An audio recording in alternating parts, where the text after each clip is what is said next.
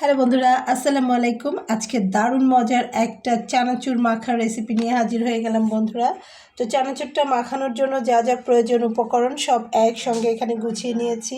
তো দেখুন, এখানে আমি নিয়ে নিয়েছি 1 বাটি পরিমাণ মুড়ি, 1 বাটি পরিমাণ চানাচুর, আর এখানে আমি হাফ বাটি পরিমাণ নিয়ে নিয়েছি চিপস। তো এখন বাজারগুলোতে নানান ধরনের চিপস কিন্তু পাওয়া যায়, কার্স, জিরোস। তো যে কোনো একটা চিপস যেটাতে ঝাল নেই, এরকম একটা চিপস দিলে এই মাখাটা অনেক বেশি মজার হয়। তো সেজন্যই আমি নিয়েছি।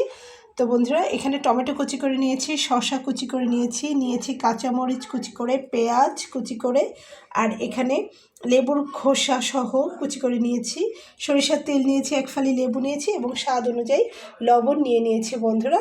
তো এখন একটা বড় পাত্র নিতে হবে, যেটার ভেতরে এগুলোকে মাখিয়ে নেব, অথবা এই প্লেটটাতে মাখালে হবে। তো চলুন আমি এই প্লেটটাতেই মাখিয়ে দেখিয়ে দিচ্ছি। তো প্রথমে আমি তেলটাকে একটু সরিয়ে নিলাম এবং লবণটাকেও একটু সরিয়ে দিলাম বন্ধুরা।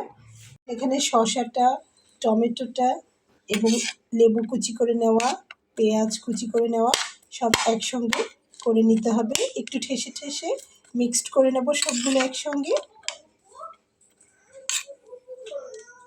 তো বন্ধুরা, মাখামাখি ছাড়া কিন্তু টিভি দেখাটা জমে না একদম সন্ধ্যার পরে। তো একটু মাখামাখি খেতে কিন্তু ইচ্ছে করে।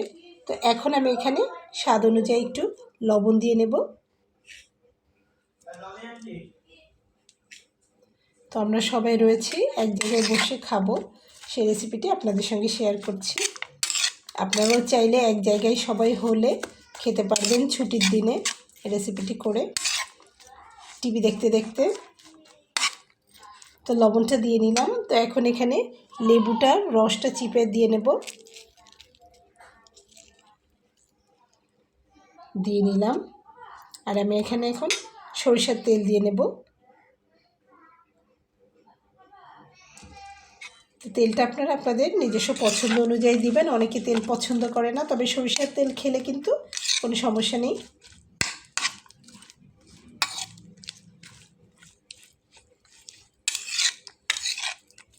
তো চাইলে একটু চেপে চেপেও মাখিয়ে নিতে পারবেন বন্ধুরা।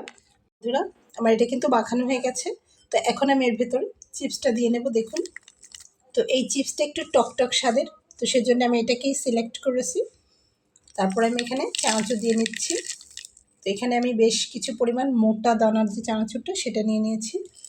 তারপরে আমি এখানে দিয়ে দিচ্ছি মুড়ি। তো এখন আমি এটাকে মাখিয়ে নেব। চাইলে এটাকে হাত দিয়ে মাখিয়ে নিতে পারবেন, আমি চামচ দিয়ে করে নিচ্ছি।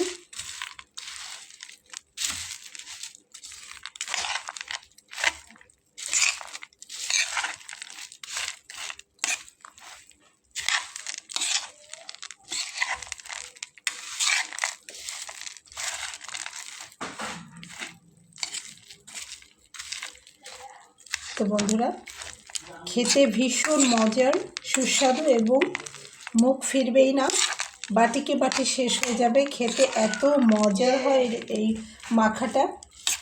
তো যেহেতু এটা অনেকের গ্যাস হয় চানাচুর খেলে, তো সেই জন্যে চাইলে পরিমাণে কম করে খেলেও খেতে পারবে।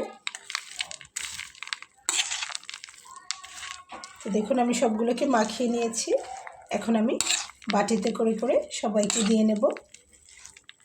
দেখুন, আমি এখানে বাটিতে করে নিয়ে নিয়েছি।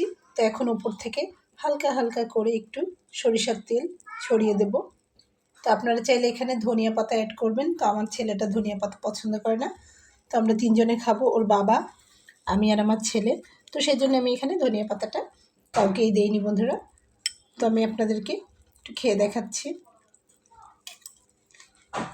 দারুণ স্বাদের, মুখে দিলেই মিলিয়ে যাবে। তো আশা করছি আপনাদের ভালো লেগেছে। ভালো লেগে থাকলে বন্ধুরা এভাবে বাসায় তৈরি করে খাবেন। আর অবশ্যই আমার এই ছোট্ট চ্যানেলটিকে সাবস্ক্রাইব করে সঙ্গে থেকে যাবেন। তো আজকের মতো বিদায় নিয়ে চলে যাচ্ছে। আল্লাহ হাফেজ।